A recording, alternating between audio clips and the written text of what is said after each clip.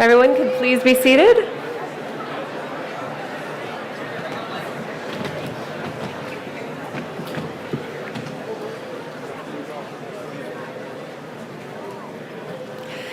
Good morning and welcome to the families and guests of our 2022 UC San Diego School of Medicine graduates.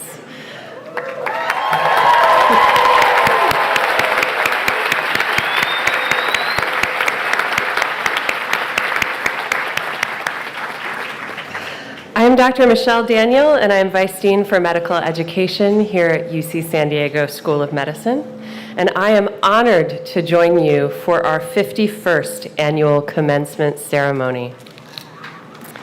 Yes, we had our 50th alumni here this weekend as well. So on behalf of the School of Medicine's faculty and staff, I offer my sincerest congratulations to our graduates for what you have accomplished during your time here.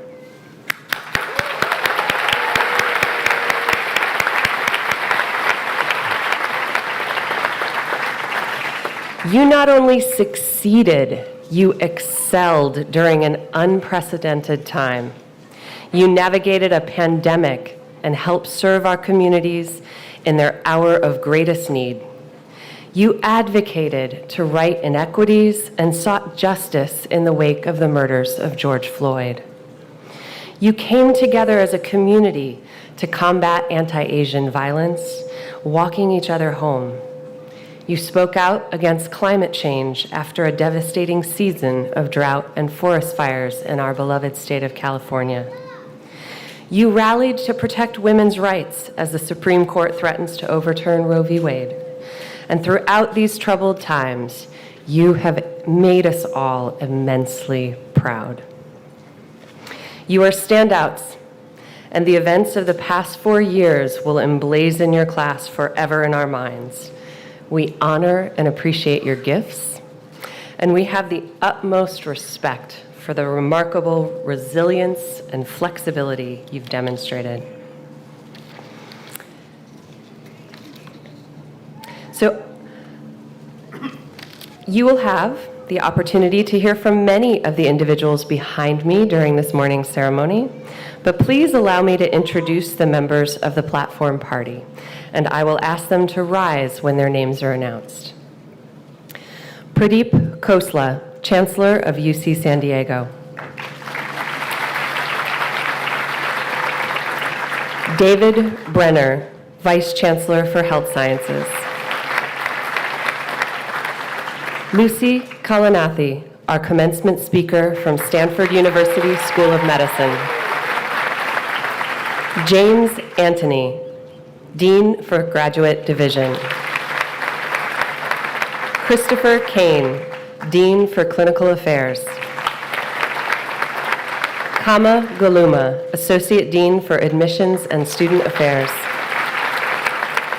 Sean Evans, Associate Dean for Undergraduate Medical Education.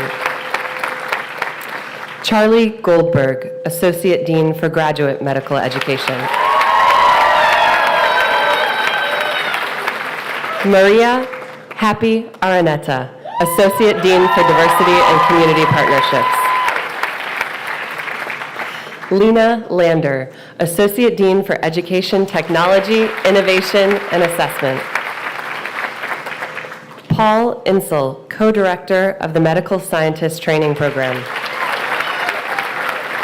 Luis Castellanos, Director, Program in Medical Education for Health Equity. Sarah Auerbach, Director of Global Health Academic Concentration. Matthew Allison, Director for Program in Medical Education, Transforming Indigenous Doctor Education. Alana Eglovitz, Director of Wellness Initiatives. Our academic community directors, Joseph Chachi, Jorge Fernandez, Gina Frugoni, James Murphy, Lori Wan. Catherine Winters. Toluwalesi Ajayi, President, San Diego County Medical Society. Danielle Riker, member of the School of Medicine Alumni Board. Katarina Brandel, Dean's Award for Excellence in Teaching recipient.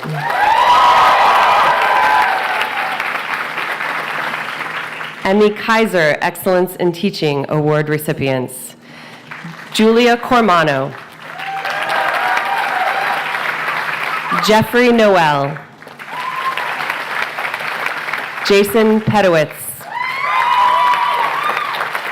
Alexandra Schwartz. And Morrison Steele.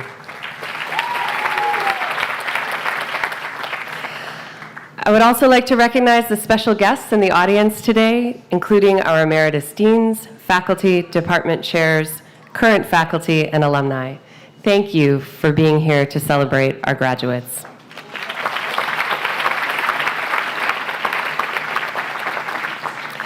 It is now my pleasure to introduce our Chancellor, Pradeep Khosla. He is an internationally renowned electrical and computer engineer, and he is an elected member of several distinguished academies and the recipient of innumerable awards for his leadership, teaching, and research. He is exceptionally bright and astute. He listens and he hears. The two don't always go together. He understands and quickly assesses situations, traits as medical professionals that we should all aspire to. Chancellor Khosla has expanded UC San Diego's vision to be a student-centered, service-oriented public university, and not just a research-focused institution, which improves all opportunities for all. Please welcome Chancellor Pradeep Khosla.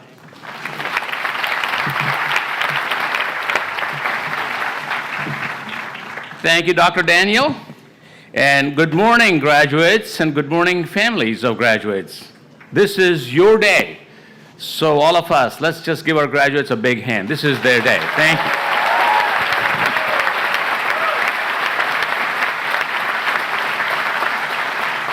you. So graduation from one of the country's top medical schools is always marked with great celebration and some relief.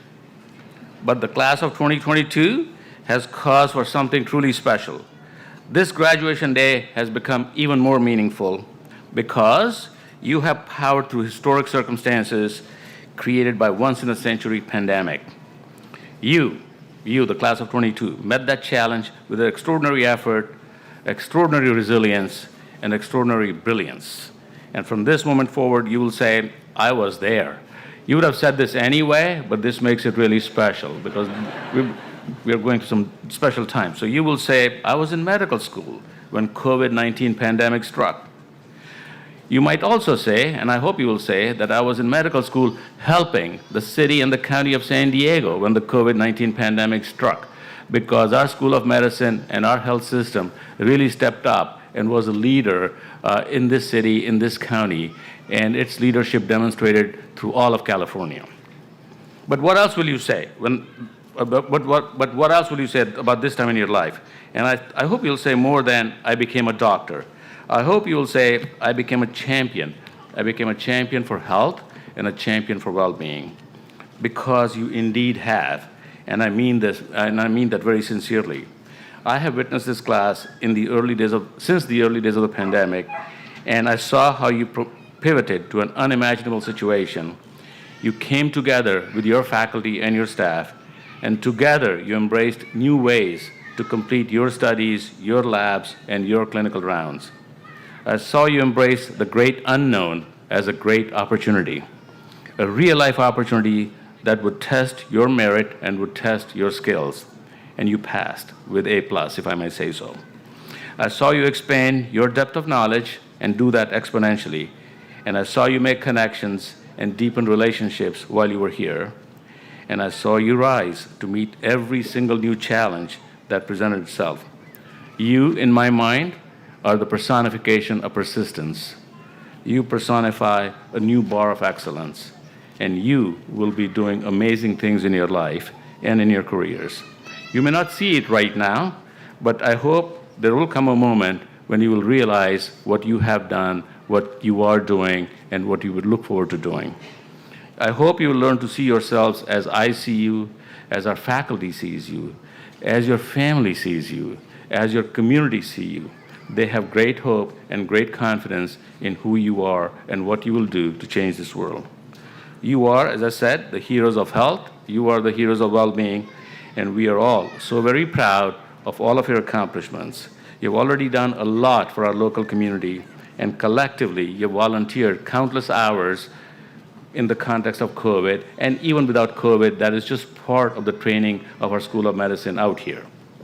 So, and as students, you have transformed your lives and the lives of many people around you, and as graduates, you will impact that even more. We heard about you being a champion of health and well-being and also of equity in multiple different ways. And I hope you take that seriously because the world actually is facing big issues in that regard.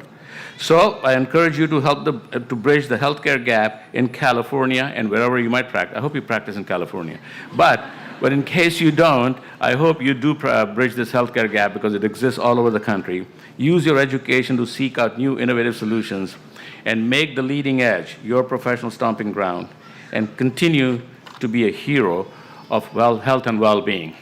So, a lot more people are going to say a lot more things about you and how great you are and what great work you will do.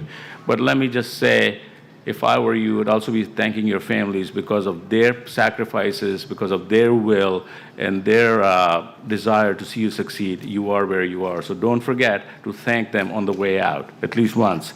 And while we are talking about thank yous, you know, schools like this don't become great without great leadership. And leadership comes at many different levels and many different layers. But today I want to recognize one leader who's made a very significant difference in our School of Medicine, in our health system. And that's our Vice Chancellor for Health Sciences, Dr. David Brenner. Dr. Brenner has served for 15 years as Vice Chancellor for Health Sciences, overseeing all of medicine, all of pharmacy, all of public health, including our health system. And under his 15 years of spectacular visionary leadership, we have seen everything double and triple in size. But most significantly, we have seen many changes in our education programs. We have seen many changes in our research. We have seen many changes in the way we interact with the community. And Dr. Brenner has decided at the end of June, he's going to step down. So please join me in giving him a standing ovation for his great service and recognize all the great things he has done.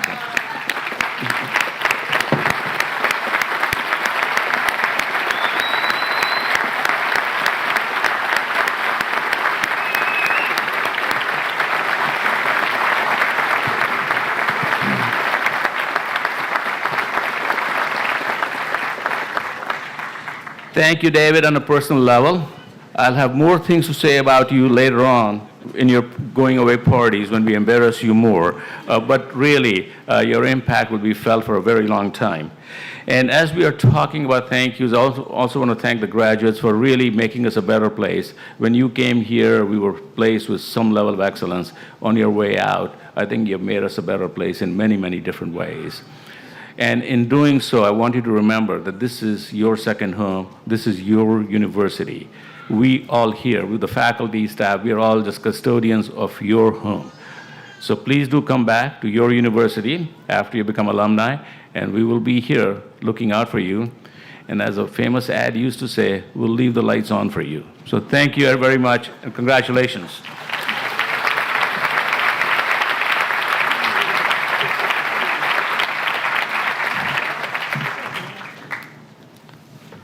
Thank you, Chancellor Khosla, for those inspiring words.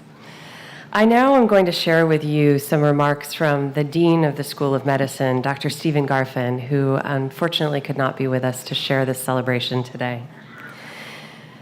Graduates, we know you are excited for what lies ahead. Your careers and adventures are just beginning. Your education and experiences at the School of Medicine have helped prepare you for your next chapters, not just as residents, but as lifelong professional learners, practitioners, and engaged community partners. You all know of our 3 stated academic missions: education, research, and clinical care. But there is a 4th, which we also hope you have learned here: service to the community. And that includes understanding the medical effects of social behavior and the environment, the local and way where something clicks. We get it.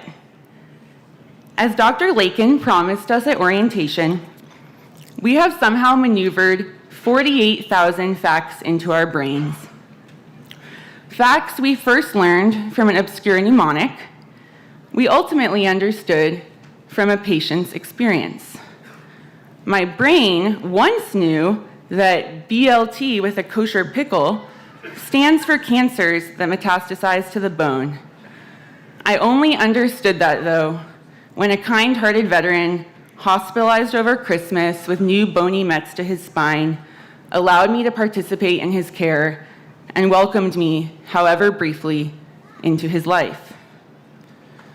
We have asked many patients to explain the significance of their illness to us, rotely at first in Goskies and Oskies, later genuinely, curiously, habitually at free clinic and on the wards. We have, I know, listened deeply to their answers. And of course, during our time as medical students, the coronavirus has morphed from a short, symbol-scarce, sketchy video to a dominant element of our education and our patients' health.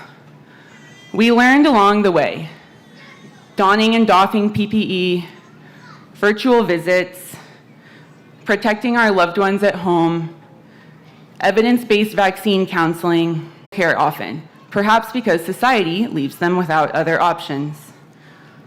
Golden weekend, a 2-day weekend. In surfing, lineup, the area where surfers wait for waves to break, governed by rigid yet unspoken etiquette. Kook, a beginner surfer with glaring inexperience. In the lineup and in the operating room, I have often asked myself, am I a kook? And so what if I am? So-called imposter syndrome plagues medical students. I know the feeling well. I experience it each time I paddle out for a surf and see only white men. Each time I walk into a team's workroom to not even a nod. In fact, my imposter syndrome is so debilitating that I stand here today wondering if I'm a good enough surfer to give a speech about how once I was bad at surfing. But imposter syndrome, whether on the waves or on the wards, is less about the imposter than it is about the world they're entering. And our world, the world of medicine, can be quite unwelcoming to those our patients most desperately need. People of color, people who can provide medical care in patients' own languages, people who understand that the line between physician and patient is largely an imagination of our profession. No, we are not imposters. In a culture that celebrates experts can feel uncomfortable. It is all too easy to internalize the mindset of being just a medical student, or soon, just the intern. But make no mistake, there is power in being a beginner. Your novel observations, earnest curiosities, and passionate convictions will improve the conditions in which our patients live and in which we work. Already, I have watched you advocate for your patients in a system that often fails them. Challenge practices that produce outrageous disparities in healthcare outcomes, and call on our institutions to serve as sites of safe and equitable healing. Progress requires beginners, and with time, it will also require us to become experts who listen to them. I look forward to a front row seat to your careers for all of it. In his book, Barbarian Days, William Finnegan writes, "Surfing is a secret garden, not easily entered. My memory of learning a spot, of coming to know and understand a wave, is usually inseparable from the friend with whom I tried to climb its walls." Likewise, my memory of entering the secret garden of medicine is inseparable from all of you. In my own surf journey, the nice waves I've caught have been made all the sweeter by some of your enthusiastic cheers. Continue to cheer for each other.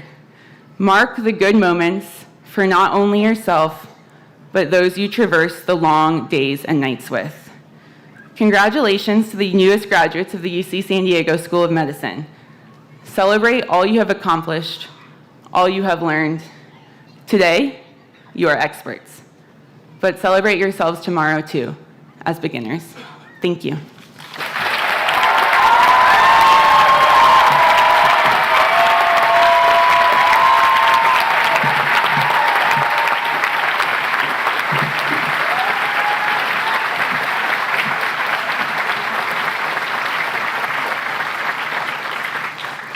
Thank you, Grace. It is now my great honor to introduce UC San Diego School of Medicine's 2022 commencement speaker from Stanford University School of Medicine, Dr. Lucy Kalanathi.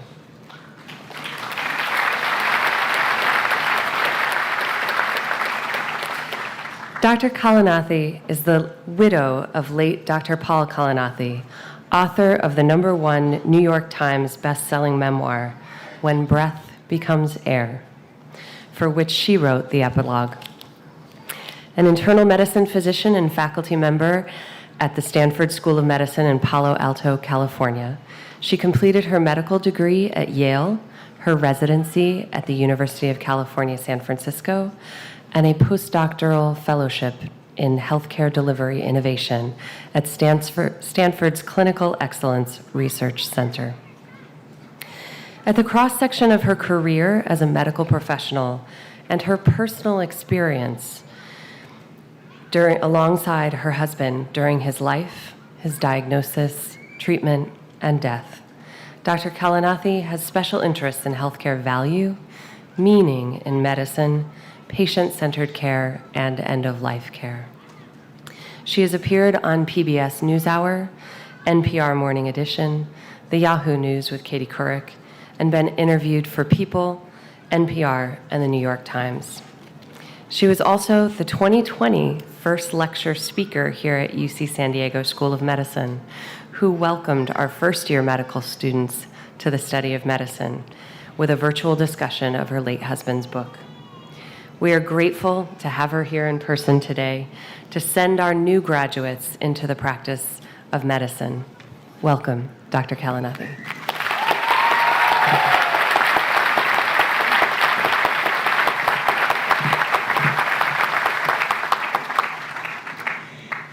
Thank you, Dr. Daniel, and congratulations to the class of 2022. I'm so thrilled to join you here today. Now, I'm a physician and professor, but I'm pretty sure that's not the reason you invited me here today. I'm here because, like all of you, I have identities outside my credentials. So I'm also here as a widow and as a mother and storyteller, someone who's messy and searching, and like you, trying to figure out how to live a meaningful life through and amidst medicine. Back in 2013, I was finishing my medical training, and so was my husband, Dr. Paul Kalanathi. Paul was a chief resident in neurosurgery at Stanford when, during his 6th year of residency, he started to lose weight unexpectedly. Then he developed excruciating back pain. A few months later, at age 36, Paul was diagnosed with stage 4 lung cancer. Paul and I had met 10 years earlier as med students in the same class. He was smart and kind, super funny. I fell in love with him in part because he used to keep a gorilla suit in the trunk of his car. He'd say he kept it there, just for emergencies. After After being diagnosed with lung cancer, Paul returned to neurosurgery residency. I gave birth to our daughter, Katie, during that time, and Paul wrote the manuscript for When Breath Becomes Air, a memoir about his transformation from physician to patient. It was a reflection on what makes life meaningful, even in the face of death. Paul died 2 years after his diagnosis. To keep a promise to him, I shepherded the manuscript to publication. The book became a #1 New York Times bestseller, translated into more than 40 languages. When your husband writes a book like When Breath Becomes Air, you get asked a lot of questions, like, has doing a book tour helped you through grief? Yes, definitely. Has your experience deepened your connection with your patients? For sure. How's your daughter doing? Great. She's feisty and funny, just like her dad. There's only one question that really scares me, other than who would play you in the movie version of When Breath Becomes Air. The most difficult question I'm ever asked is, so what is the meaning of life? We all ask ourselves that periodically, and lately I've been thinking about meaning again as a physician amidst multiple pandemics, COVID, climate crisis, systemic racism, gun violence, abortion care criminalization, and other unjust plagues. So in light of all that, what is meaning, and how do we hold on to it when we go through hard times? During illness and grief, it was Dr. Viktor Frankl who guided me and Paul as we struggled with these questions. Dr. Frankl was a psychiatrist and neurologist living in Austria in 1942 when he was arrested and transported to a Nazi concentration camp. 3 years later, he was one of the few who survived to see the camp liberated, and he reflected on his experiences in his book titled Man's Search for Meaning. Frankl came to believe that for a person to maintain even the slightest chance of survival in the camps, they had to hold on to their sense of meaning. And he believed that the meaning of life comes from 3 things. The first is work.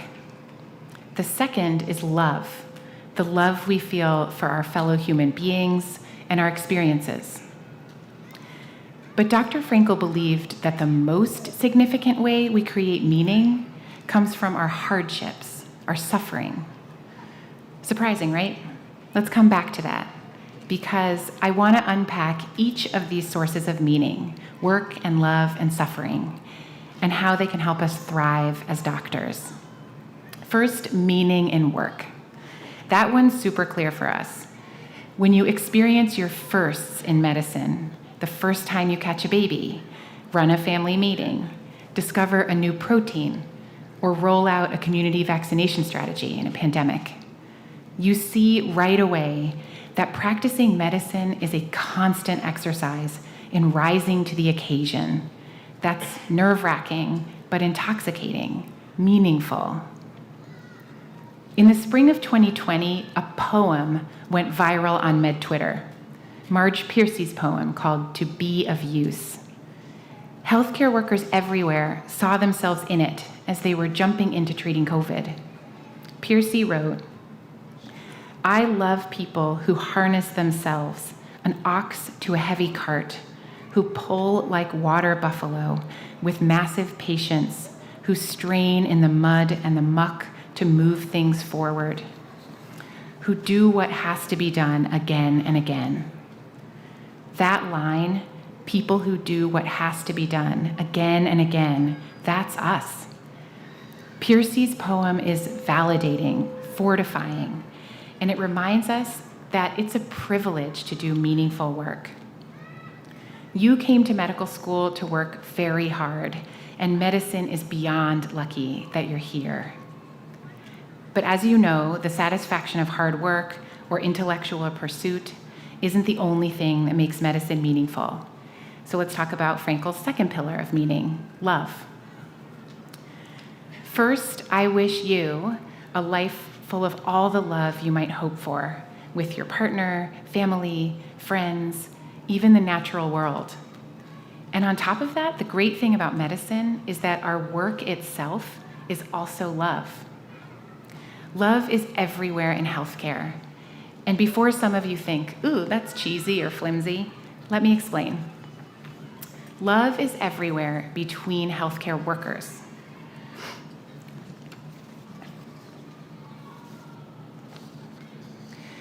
When one of the nurses secretly helps you pre-round and says, hey, don't forget to look at this pulse rate, that's love.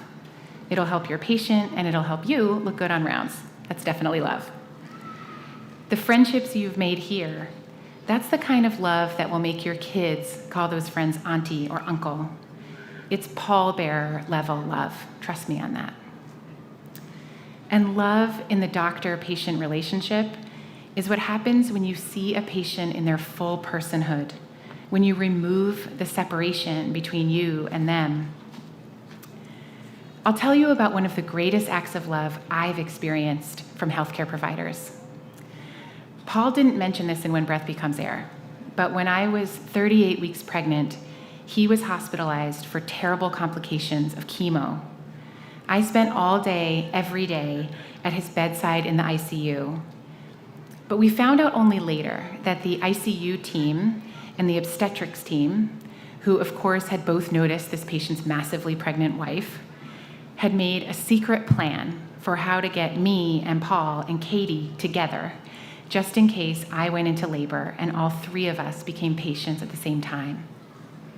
That's not the kind of thing that gets counted on anyone's performance evaluation. Nope, that's love. But love in medicine can be even more than that, because it doesn't just show up in relationships. Our excellence is a form of love. When Paul described his training as a surgeon, he wrote, technical excellence was a moral requirement. Striving to get it right for your patient every time, that's love. And recently, I've doubled down on Frankel's love pillar, because love in healthcare is a special love. It's not just mushy, it's muscular. Philosophy professor Dr. Cornell West said, justice is what love looks like in public. For us as physicians, that means operationalizing love through our leadership. Recently, a group of doctors in London were arrested for civil disobedience after literally gluing themselves to a government building to protest climate inaction. Soon after that, Dr. Richard Horton, who's the editor of The Lancet, publicly argued that in the face of climate breakdown, those doctors arrested for nonviolent social protest shouldn't be sanctioned by their medical boards, and in fact, that protesting in the name of public health is our moral obligation as healers. Being a doctor is more than treating patients. It's pushing your congresspeople to support vaccine equity. It's addressing microaggressions in the hospital. It's advocating for your patients' rights to have agency over their own bodies. I've learned that this muscular version of love is the strongest tool you have. Love can give you power, guide your choices, help you be brave. Now, to get to Dr. Frankel's last pillar of meaning, I want to tell you another personal story. Paul and I had always planned to have children toward the end of Paul's residency, but it wasn't part of our plan for him to get ill at the same time. After his diagnosis, we wrestled with whether to try to still have a child.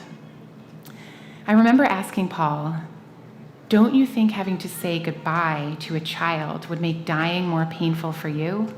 Have joy without accepting pain. And Paul decided to lean into all of it.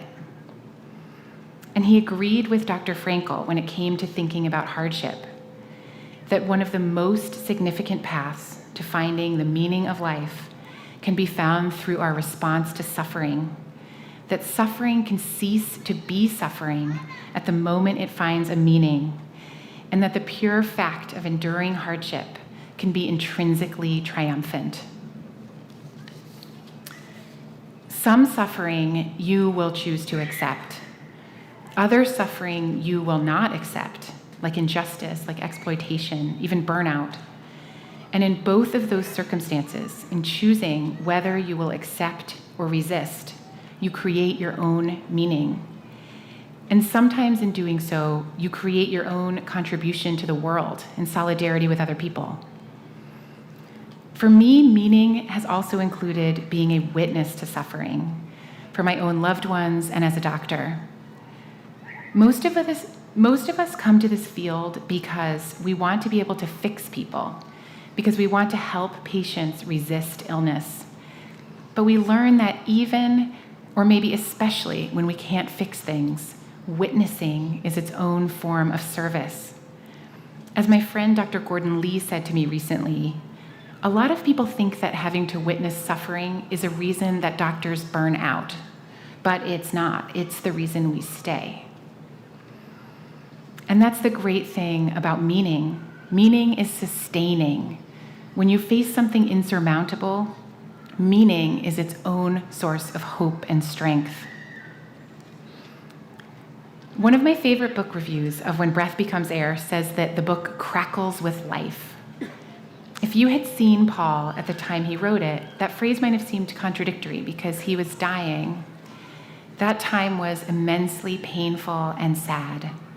But Paul was crackling with life because in nurturing those sources of meaning, in his growing manuscript, in our growing family, and even in his struggle to accept illness, in a sense, he was also thriving. As Nietzsche said, he who has a why to live for can bear almost any how. So that's what I most wish for you, a deep and growing sense of meaning, whatever that might look like. Over these past 2 years, I've been working on that too. And taking care of patients in the pandemic, I've drawn courage from Paul. Working in Stanford's COVID clinic, under my layers of PPE, I've worn Paul's old surgical scrubs. Those old scrubs are a little too big and a bit thin, but Paul used to tie his wedding ring up in that same drawstring while he operated on the patients he loved. Wearing them reminds me that we can do hard things. It reminds me of what it is to connect to meaning in work and love and suffering. And especially in the early days of the pandemic, when I was most afraid, I thought a lot about the idea that if you do your best, if you live your values, you can be proud of yourself at the end of your life and find meaning in it, even if the end comes sooner than you want. And I think about that now in raising Katie, our fierce, funny 7-year-old who has a pet caterpillar and 2 wiggly teeth. While I used to think that above all I wanted to raise a happy child, I realize now that what I want more is to raise a resilient child. My biggest task in doing so is teaching Katie how to take on these big concepts and make meaning out of it all. As you venture into this next step on your path, I know you'll be doing the same. I'm so glad we're doing it together. Thank you again for letting me join you today. Thank you for being you. And most of all, thank you for bringing your own complicated, messy, searching, hopeful, excellent selves to the field of medicine.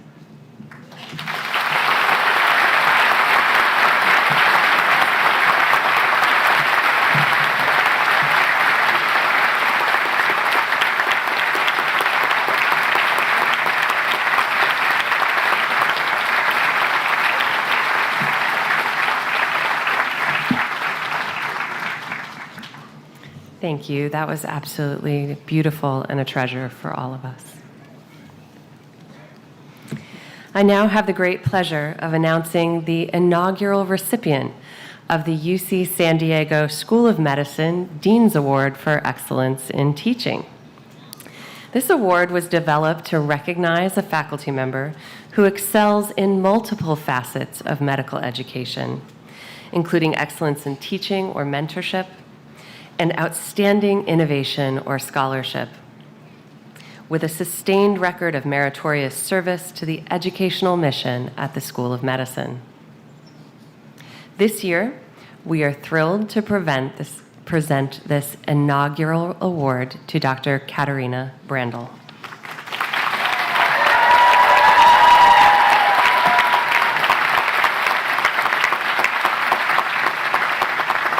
I'm going to have you stand here as I talk about you. Dr. Brandl is an associate teaching professor in the Skaggs School of Pharmacy and Pharmaceutical Sciences, who serves in multiple capacities in the medical school, including as pharmacology thread director, co-director of the immunology and hematology course, and lecturer and small group leader for more than a dozen preclinical courses. Dr. Brandl is routinely praised for her skills in engaging students in complex material. Students comment that she takes complicated topics and expresses them in such a beautiful way as to actually make learning material enjoyable. Dr. Brandl's innovations in medical education include development of a series of instructional videos dubbed Brandl's Basics, which have drawn national acclaim and accrued over 500,000 views on YouTube.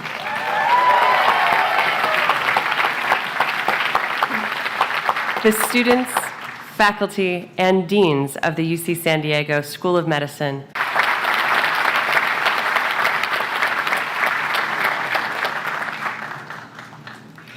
Congratulations again, Dr. Brandl. And now I would like to welcome my colleague, Dr. Sean Evans, Associate Dean for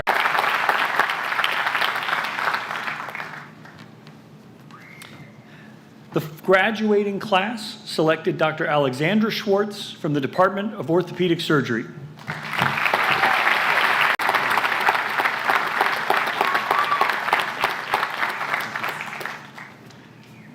Dr. Morrison Steele from the Department of Psychiatry. For the degree Doctor of Philosophy, you have voluntarily submitted yourself to the traditional disciplines that become the scholar in the pursuit of knowledge, and have proved yourself worthy of this high calling. So, by virtue of the authority vested in me by the University of California Regents and the President, I confer upon you the degree Doctor of Philosophy. Congratulations. Now,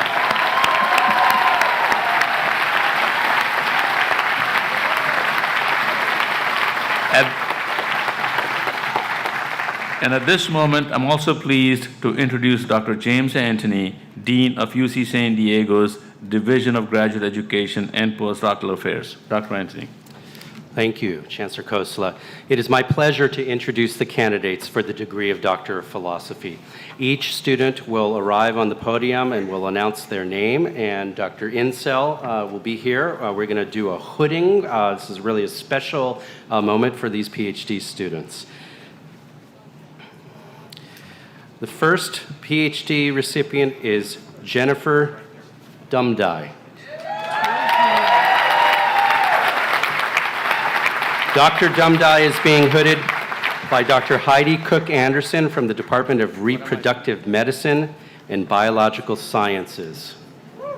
Her doctoral thesis is entitled Molecular Determinants of Oocyte and Embryo Developmental Competence. I think you need to give the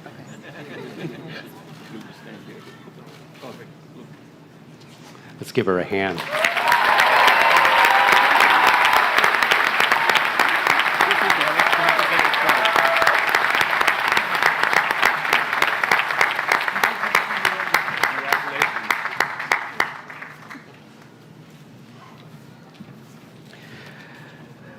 Dr. Robert Kim is being hooded by Dr. Neil Chi from the Department of Medicine. Dr. Kim's doctoral thesis is entitled Probing Neural Circuitry in Large-Scale Brain Dynamics Underlying Cognitive Deficits Associated with Schizophrenia.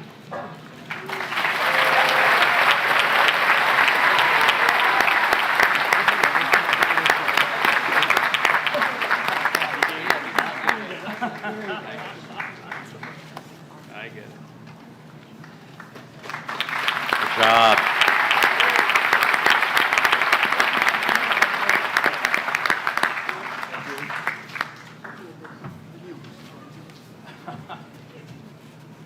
All right.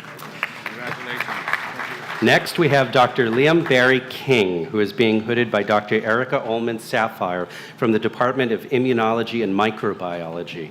Dr. King's doctoral thesis is entitled Filovirus Neutralization by Therapeutic Antibodies.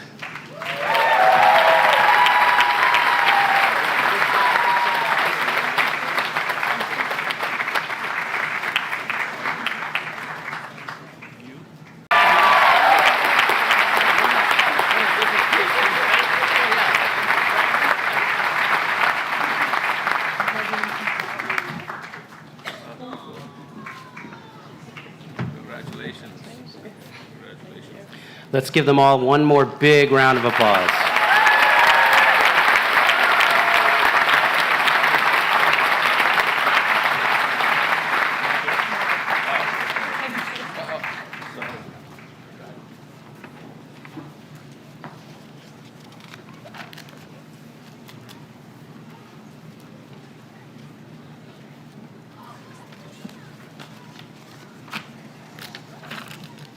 I would now like to invite Dr. Luis Castellanos, Director of the Program in Medical Education Health Equity, to the podium to introduce the graduating Prime Health Equity students.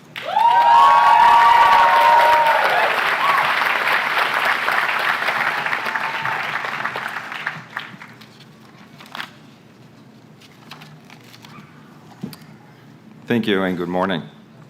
The Program in Medical Education Health Equity, or Prime Health Equity, is a program whose main goal is to educate our medical students in health disparities, social determinants of health, and help our students become physician leaders in order to improve the care of vulnerable groups in underserved communities.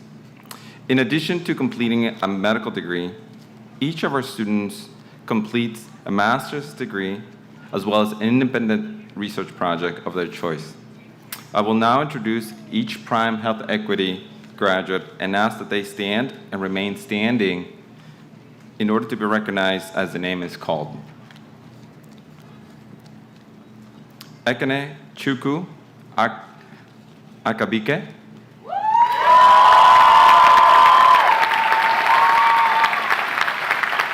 Master of Public Health, John Hopkins. Master of Public Health, Harvard T.H. Chan School of Public Health. Jonathan Cruz.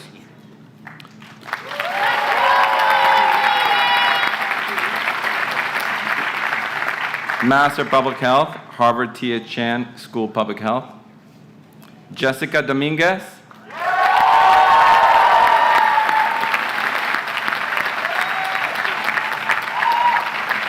Master of Public Health, UC San Diego, Herbert Worth.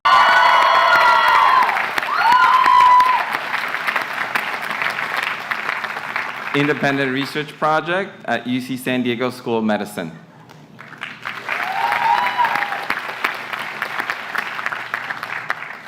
Austin Anand Marshall.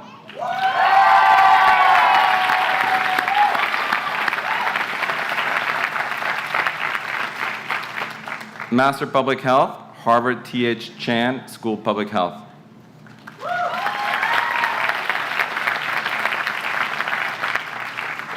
Jason Nunez Osuna.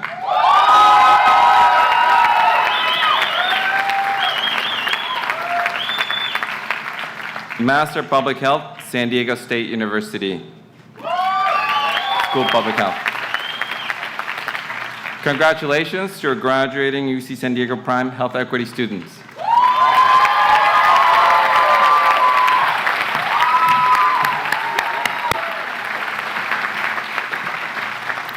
Thank you, Dr. Castellanos.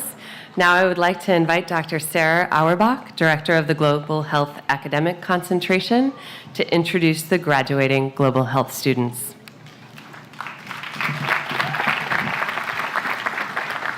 The Global Health Academic Concentration is a program that aims to provide students with the knowledge and experiences necessary to prepare them for a career in global health.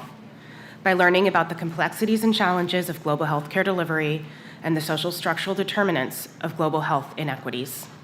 In addition to completing a medical degree, each student is required to complete requisite coursework and 2 mentored global health rotations. I would now like to introduce each of the Global Health Academic Concentration students and ask them to stand and remain standing and be recognized when their name is called. Aislinn McMillan.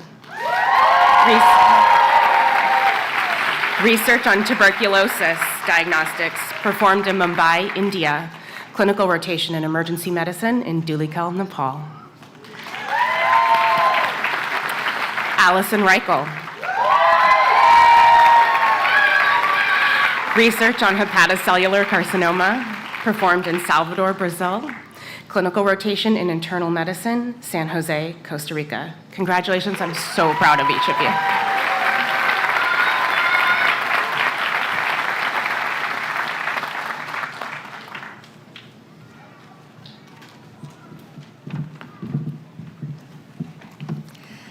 Now I would like to invite Dr. Kama Galuma, Associate Dean for Admissions and Student Affairs, to present the class of 2022.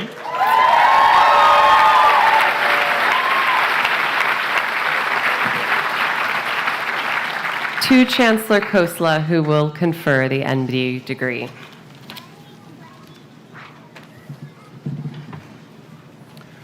Chancellor Khosla, I have the honor of presenting the 51st graduating class of the UC San Diego School of Medicine. Candidates for the Doctor of Medicine degree, please rise.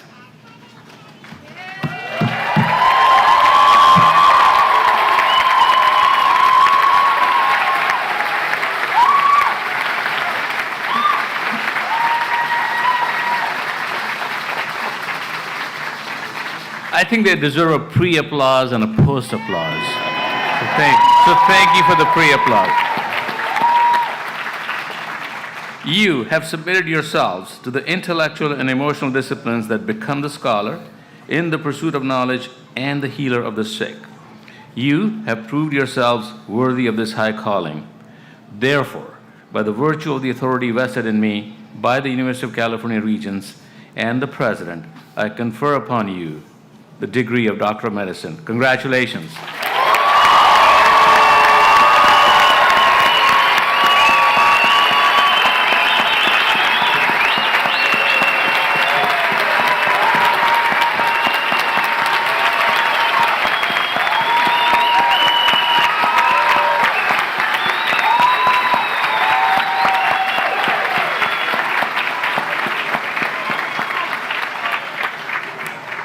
We will now start the part of the ceremony wherein each graduate receives the Doctor of Medicine hood from a chosen faculty member. Let me take a moment to explain this graduation attire.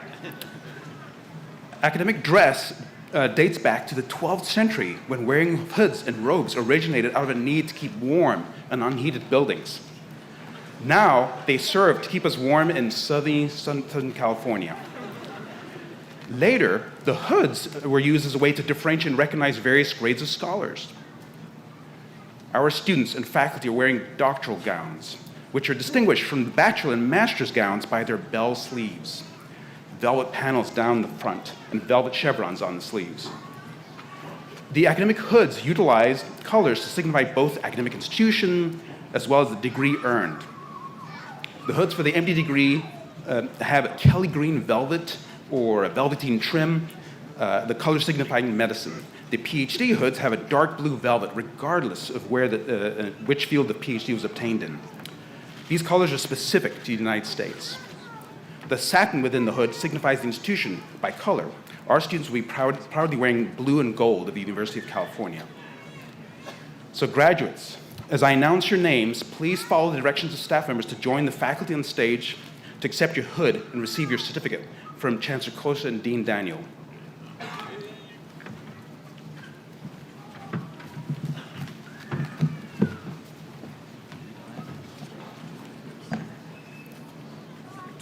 So, let us start. First, Ekene Chukwu Akibike.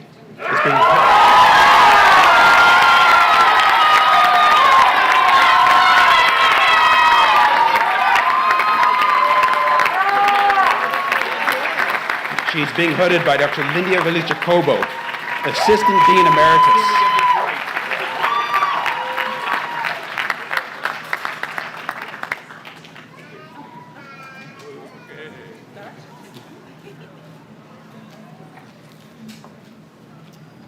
Betiel Asmaram.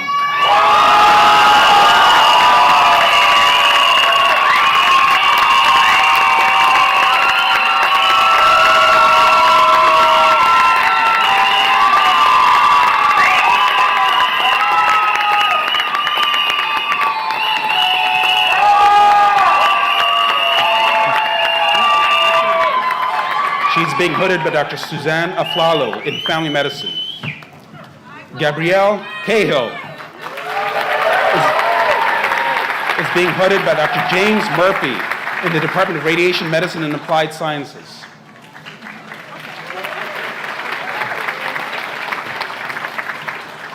Jessica Dominguez is being hooded.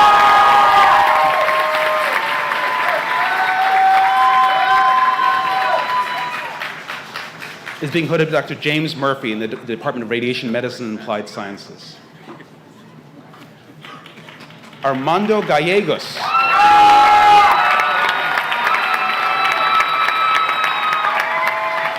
is being hooded by Dr. Luis Castellanos in the Department of Medicine.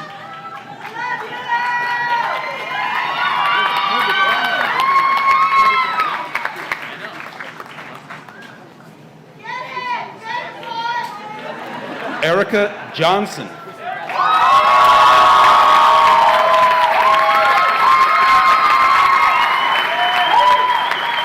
is being hooded by Dr. James Murphy in the Department of Radiation Medicine and Applied Sciences.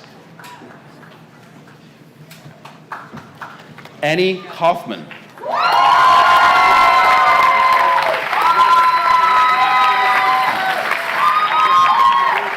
is being hooded by Dr. James Murphy in the Department of Radiation Medicine and Applied Sciences. Caitlin Kellogg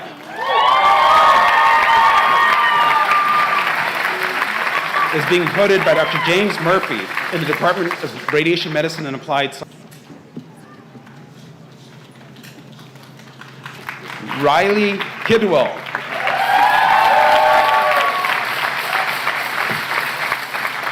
is being hooded by Dr. Alexander Kalesi in the Department of Neurological Surgery.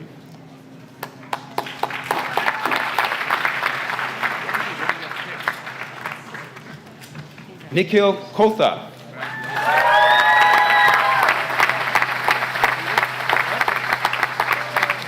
is being hooded by Dr. James Murphy in the Department of Radiation Medicine and Applied Sciences.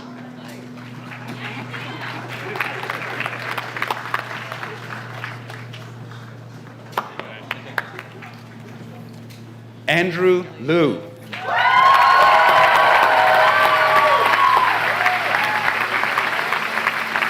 is being hooded by Dr. James Murphy in the Department of Radiation Medicine and Applied Sciences.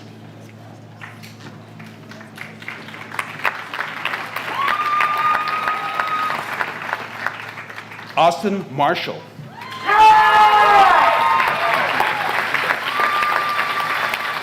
is being hooded by Dr. Darcy Wooten in the Department of Medicine.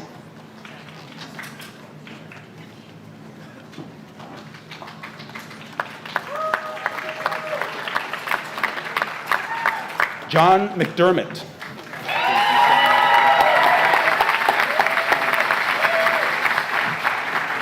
is being hooded by Dr. James Murphy in the Department of Radiation Medicine and Applied Sciences.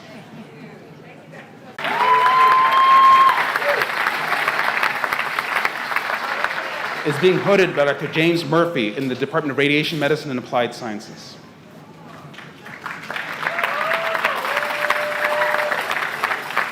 Jason Nunez Osuna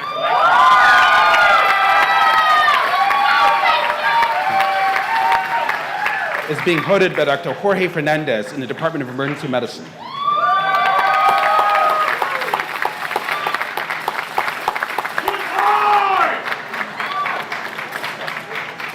Katoyun Yazdi Najad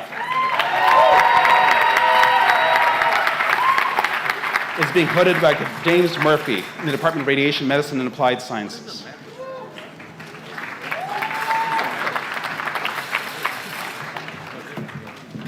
Omar Al-Jamal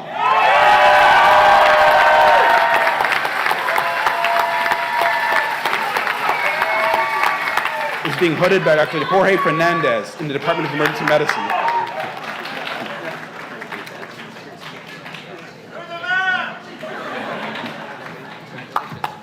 Andrew Avila.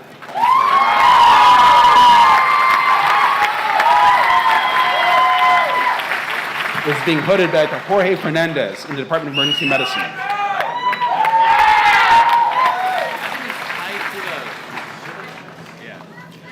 Laurel Ball.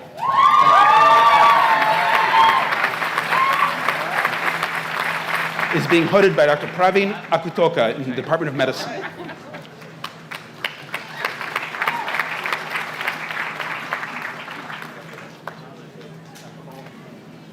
Edna Bassoon.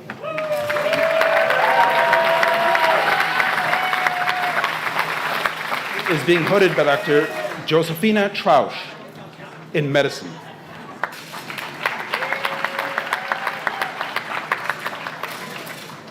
Ann Doan.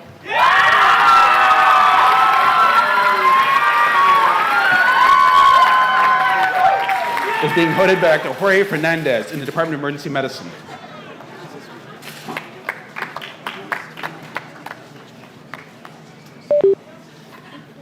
Raksha Dutt.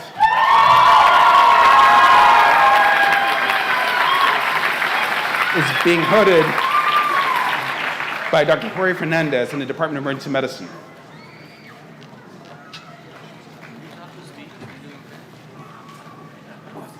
Michael Dizima is being hooded by Dr. Jorge Fernandez in the Department of Emergency Medicine.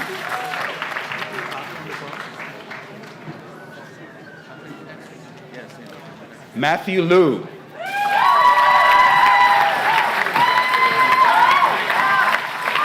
Is being hooded by Dr. Jorge Fernandez in the Department of Emergency Medicine.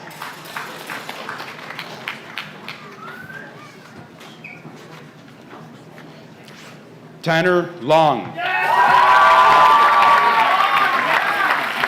Is being hooded by Dr. Jorge Fernandez in the Department of Emergency Medicine.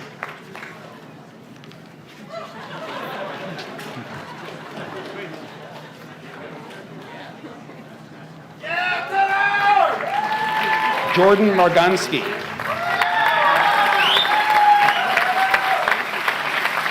Is being hooded by Dr. Jorge Fernandez in the Department of Emergency Medicine.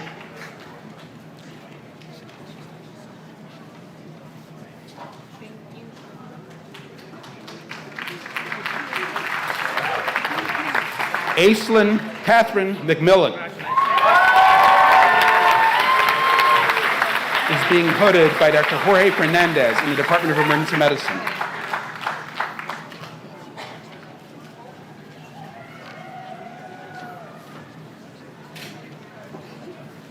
Niketa Mittal is being hooded by Dr. Jorge Fernandez in the Department of Emergency Medicine.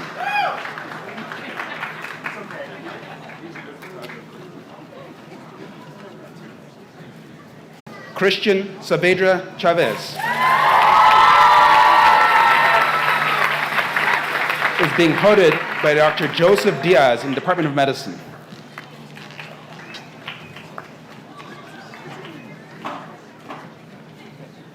Gabrielle Nicole Armijo is being hooded by Dr. Joseph Chachi in the Department of Neurological Surgery.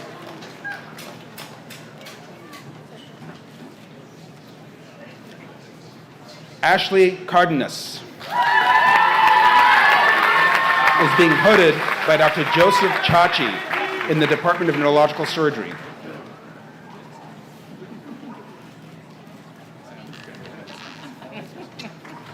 Grace Liane Chen is being hooded by Dr. Sarah Averbach in the Department of Obstetrics, Gynecology, and Reproductive Sciences.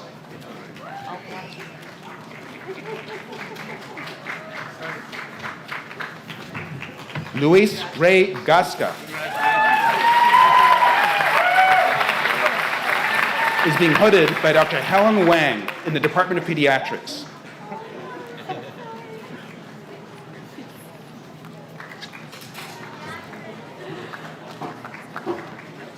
Eugene Han. Is being hooded by Dr. Joseph Chachi in the Department of Neurological Surgery.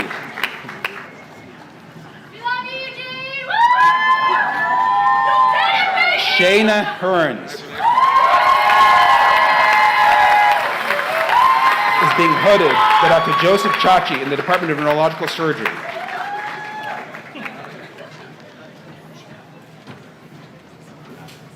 Nicole Hickman is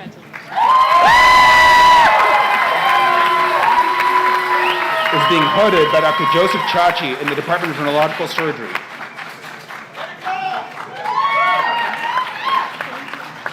Abdulhadi Khan is being hooded by Dr. Michelle Johnson in the Department of Family Medicine.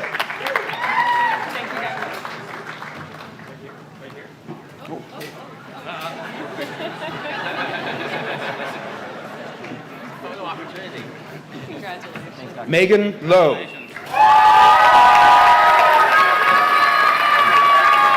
being hooded by Dr. Joseph Chachi in the Department of Neurological Surgery.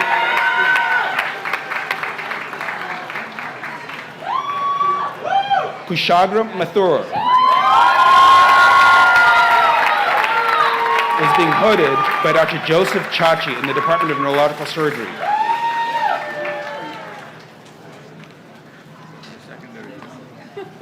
Chika Matsumoto is being hooded by Dr. Helen Wang in the Department of Pediatrics.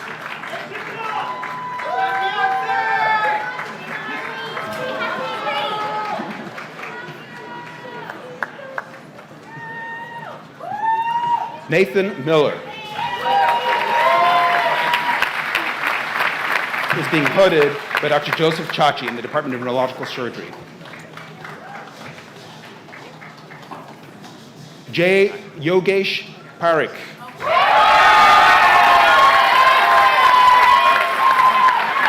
is being hooded by Dr. Joseph Chachi in the Department of Neurological Surgery.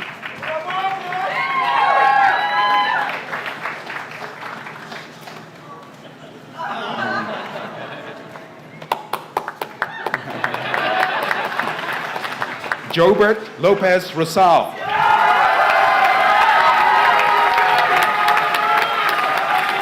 is being hooded by Dr. Joseph Chachi in the Department of Neurological Surgery.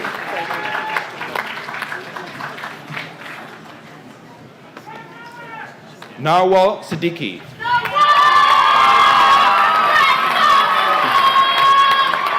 is being hooded by Dr. Lawrence Ma from the Departments of Medicine and Pediatrics.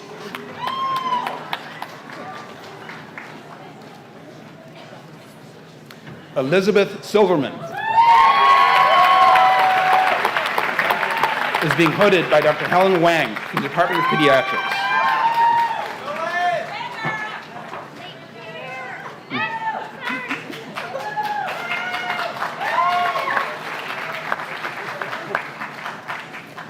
Phoebe Catherine Stark is being hooded by Dr. Alexandra Schwartz from the Department of Orthopedic Surgery.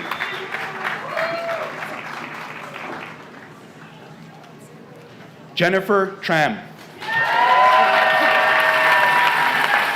is being hooded by Dr. Joseph Chachi from the Department of Neurological Surgery.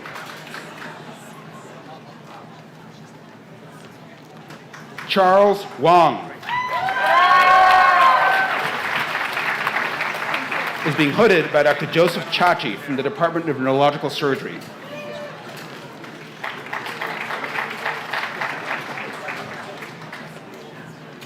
Sean Bentley is being hooded by Dr. Alana Iglevitz from the Department of Psychiatry.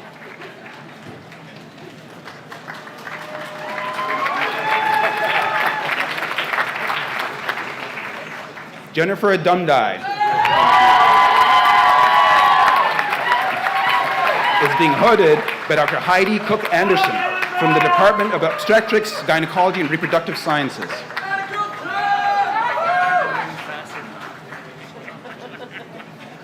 Congrats. Robert Kim is being hooded by Dr. Lori Wan from the Departments of Medicine and Pediatrics.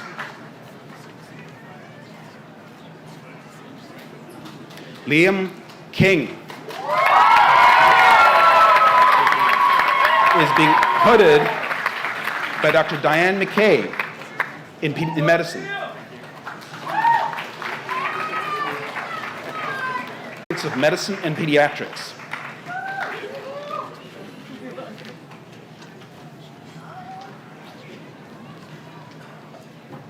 Haven Nisley is being hooded by Dr. Lori Wan from the Departments of Medicine and Pediatrics.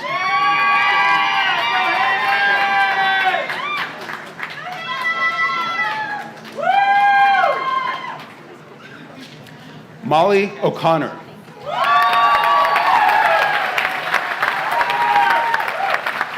is being hooded by Dr. Lori Wan from the Departments of Medicine and Pediatrics.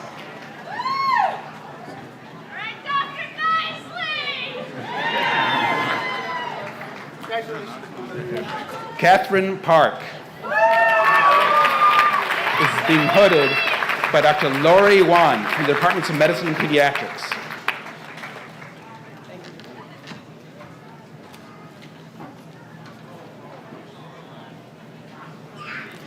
Carolyn Rocha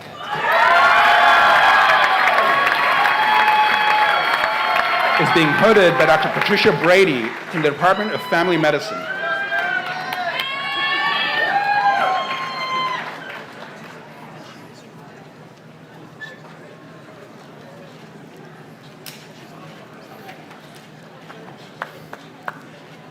Jeremy Seeker is being hooded by Dr. Lori Wan from the Departments of Medicine and Pediatrics.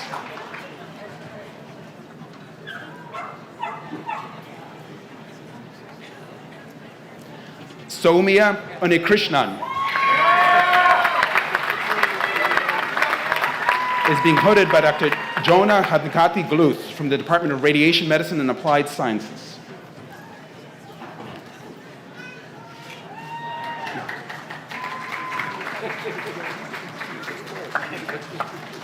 Stephanie Velasquez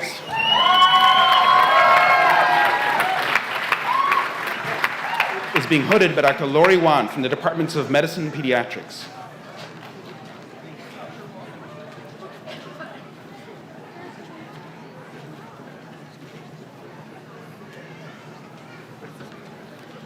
Sharon Wolferich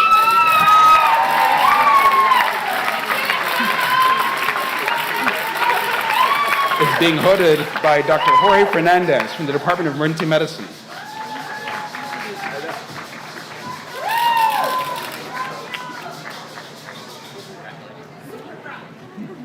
Kevin Yang is being hooded by Dr. Lori Wan from the Departments of Medicine and Pediatrics.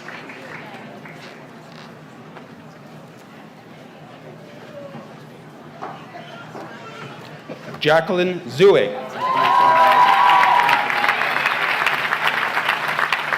is being hooded by Dr. Jorge Fernandez from the Department of Emergency Medicine.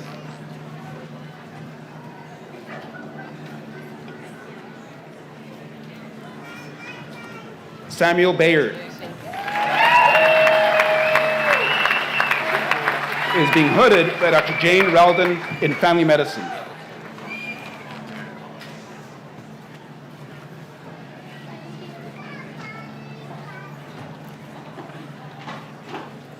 Navtej Singh Grewal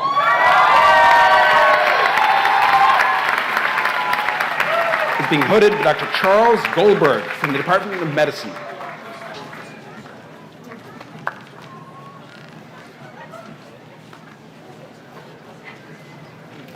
Berhane Hagas is being hooded by Dr. Jorge Fernandez from the Department of Emergency Medicine.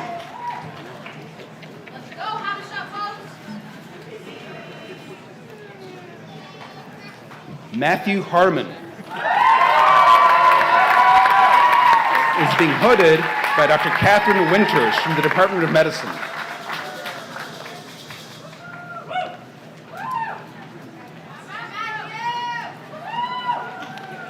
Martin Kyle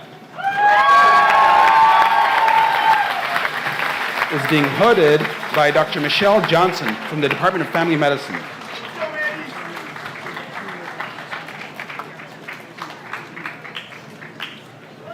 Emmanuel Keeler is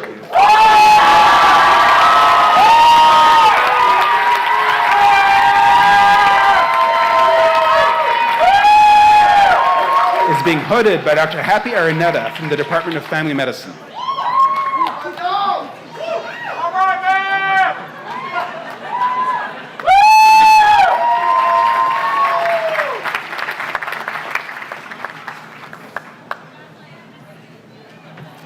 Avinash Korapati is being hooded by Dr. Alexandra Schwartz from the Department of Orthopedic Surgery.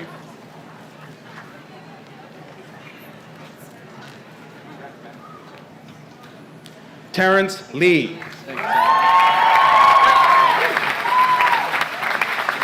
is being hooded by Dr. Happy Araneta from the Department of Family Medicine.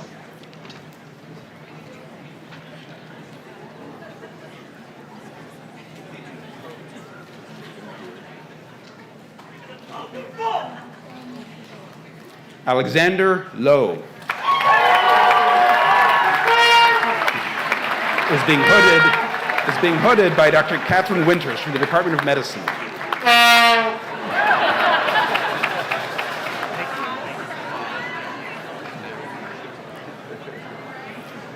Duncan Mackey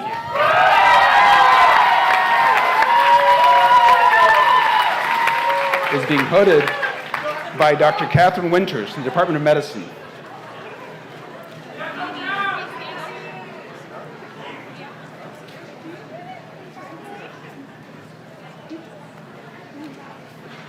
Hannah Mathers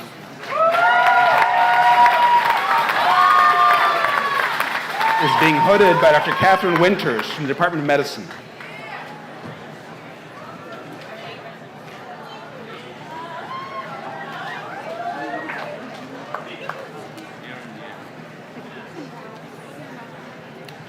Oluwaposi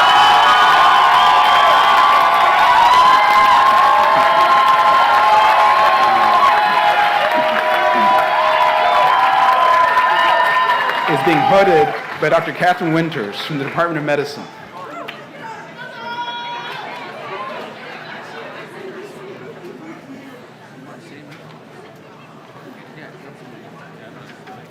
Michelle Shishwan Sun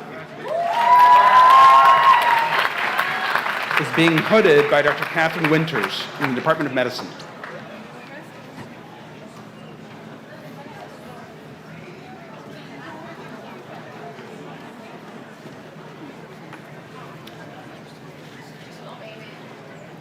Andrew Valenciano is being hooded by Dr. Catherine Winters in the Department of Medicine.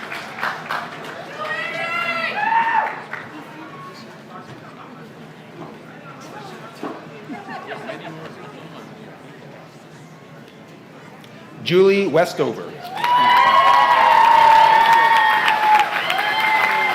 is being hooded by Dr. Byron Kamdar from the Department of Medicine.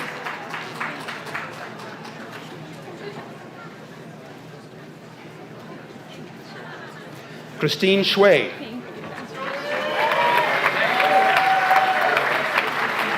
is being hooded by Dr. Catherine Winters from the Department of Medicine.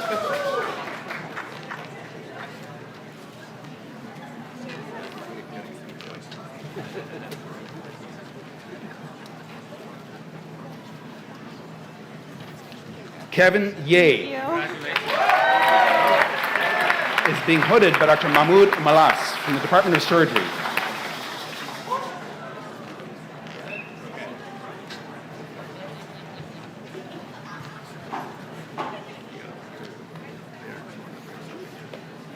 Maddie Adams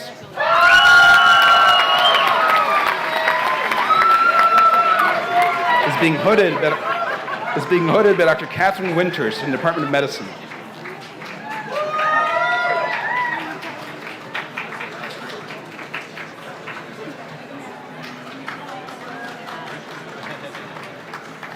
Joanna Borst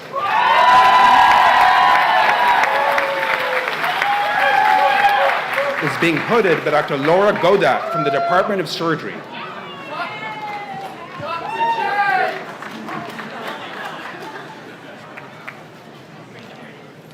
Lauren Chun is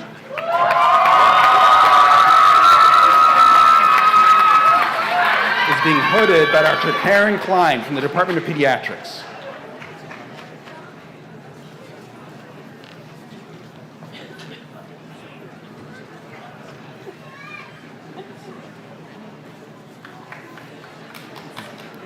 Dustin Cox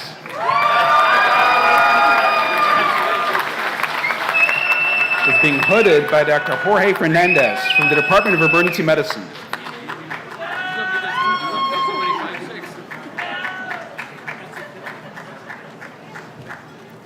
Eliana Doe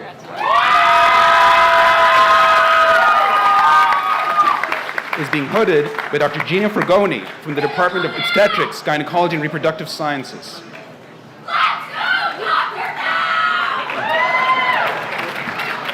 Thank you so much. Connor Grant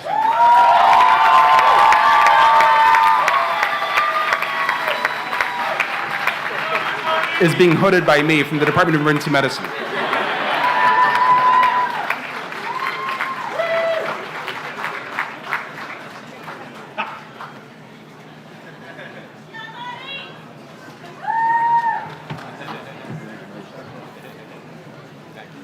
Jake Joblon is being hooded by Dr. Gina Fragoni from the Department of Obstetrics, Gynecology, and Reproductive Sciences.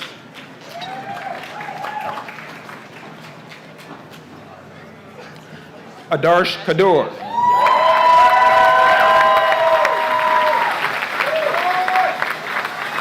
is being hooded by Dr. Rodney Gabriel from the Department of Anesthesiology.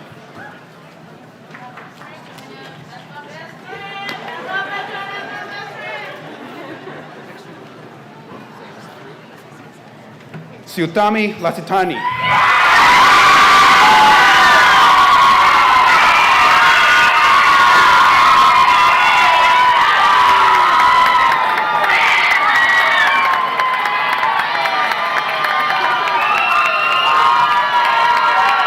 being hooded by Dr. Happy Araneta from the Department of Family Medicine.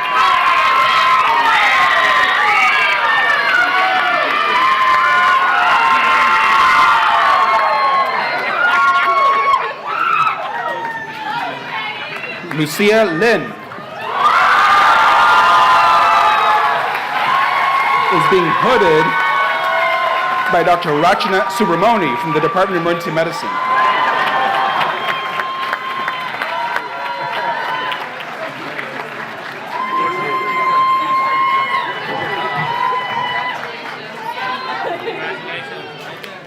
Samantha Madala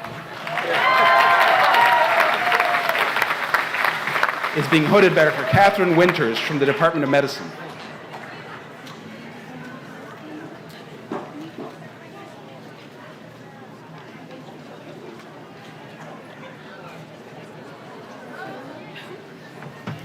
Helen Park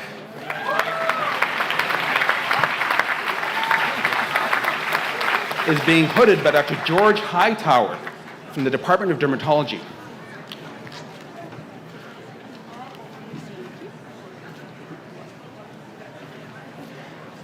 Zachary Rain is being hooded by Dr. Gina Fragoni from the Department of Obstetrics, Gynecology, and Reproductive Sciences.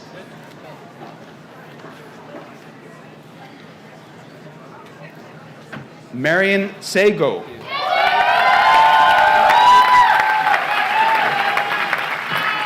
is being hooded by Dr. Holly Saltzman from the Department of Family Medicine.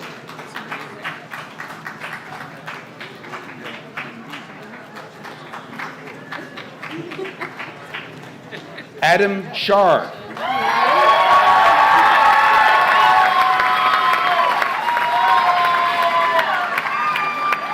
is being hooded by Dr. Gina Fragoni from the Department of Obstetrics, Gynecology, and Reproductive Sciences. Shanmuka Srinivas is being hooded by Dr. Albert Shao from the Department of Radiology.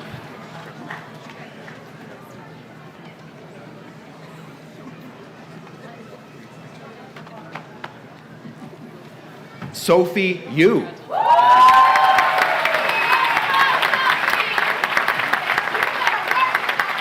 is being hooded by Dr. Albert Shao from the Department of Radiology.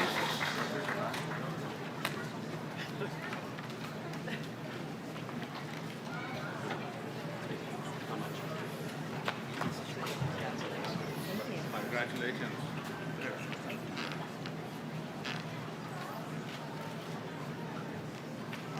Great, good work. Congratulations, class of 2022.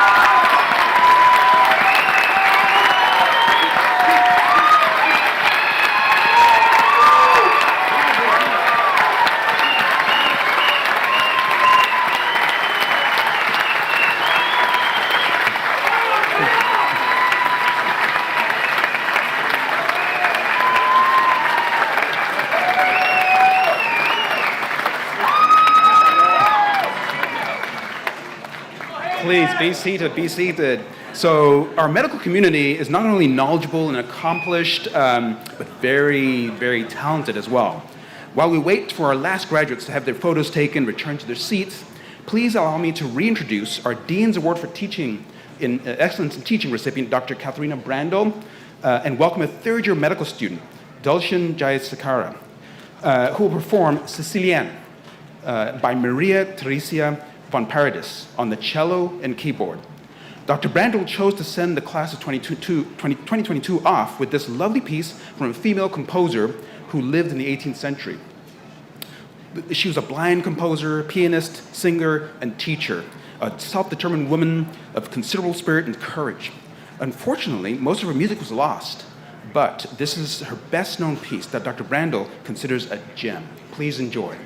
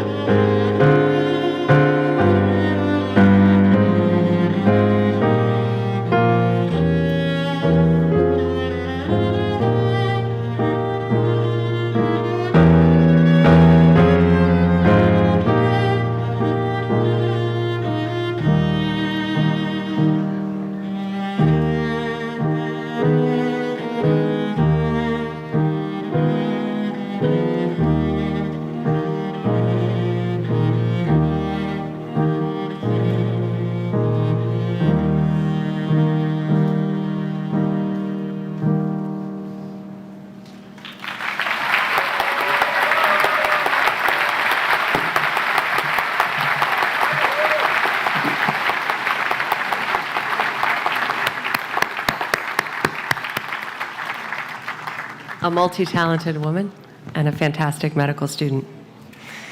Doctors, in just a few minutes, you will take the oath of Hippocrates. And I will delight in welcoming you, the UCSD School of Medicine class of 2022, as our newest colleagues into the profession of medicine. And as you prepare to take the oath, I want you to take a moment and reflect on your why. The path to becoming a healer is not an easy path. It takes grit, resilience, commitment, and sacrifice. Medical school was hard. And as I loved my dad goodbye, I found my gifts. I was meant to care for the sick. I gave him my empathy and compassion. I helped him find joy amidst his pain, and I offered my strength when his wore out. I notice you always take on the worst jobs in this family. But from my perspective, they're the best jobs. Sharing my gifts as a healer, whether with family or with strangers, fills my cup and gives my life purpose. A few years ago, I met Gary. Gary had saved for years to take his family on a cruise, and as he was celebrating life with his sick, he raised it to his lips, and he kissed it, and he said, "Thank you." I told the man he was dying, and he kissed my hand and said, "Thank you." I went home that morning inspired by his grace, feeling fulfilled. Medicine is my calling. Serving the sick is my why, my true north. Make your why your true north. Find your unique gifts and spend your life giving them away. And you too will discover the secret to happiness. Will the graduates please rise?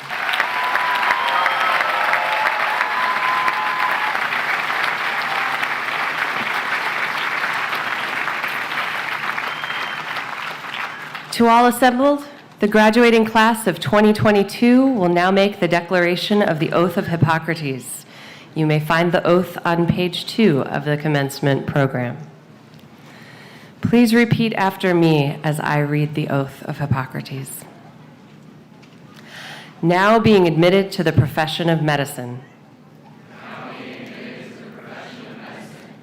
I solemnly pledge to dedicate my life in the service of humanity.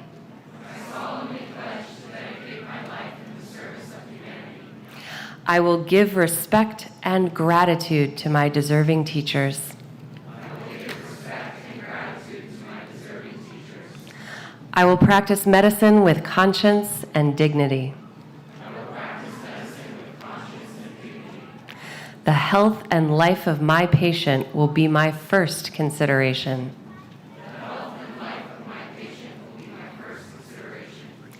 I will hold in confidence all that my patients confide in me. I will maintain the honor and noble traditions of the medical profession.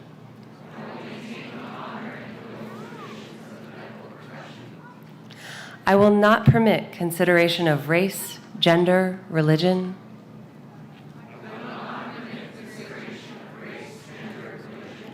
Nationality, ideology, or social standing.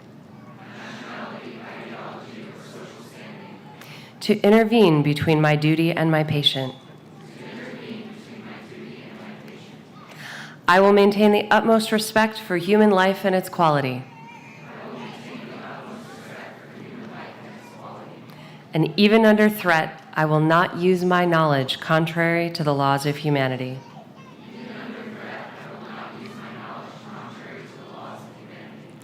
These promises I make freely and upon my honor. Graduates, please be seated.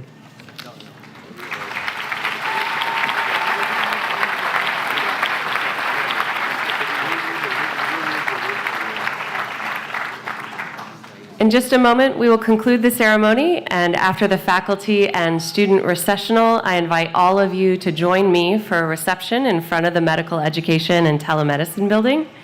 The graduates will meet you over there after assembling in front of the Learning Center rooms for the class photograph. So graduates, please follow your academic community directors and staff instructors. And receive their official hats. So they toss their old trainee hats in the air in celebration. This joyful gesture signifies the end and the beginning of a new chapter, symbolizing the end of your path as medical students and the beginning of your journey as new physicians. So please stand. At the count of 3, grab your caps and toss them gently and precisely, especially those in the aisle, since we have parents and babies and you wouldn't want them injured. Ready? 1, 2, 3.